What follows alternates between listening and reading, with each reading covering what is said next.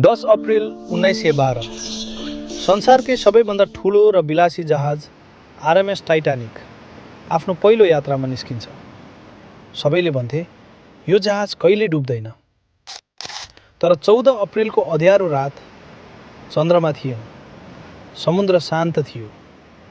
अचानक आइसबर्ग, केवल 1 मिनेट र इतिहास बदलियो। टाइटानिक आइसबर्गसँग ठोकियो। 6वटा कम्पार्टमेन्टमा पानी भरियो। जहाज अब बच्न सक्दैन थियो। 20वटा लाइफबोट, तर यात्रु 2200 भन्दा बढी। धेरै बोटहरू आधा खाली जारिए, किनकि सबैले सोचे टाइटानिक त अनसिङ्केबल हो। 2 घण्टा 40 मिनेटपछि टाइटानिक समुद्रमा हरायो। 1500 मानिसले ज्यान गुमाए।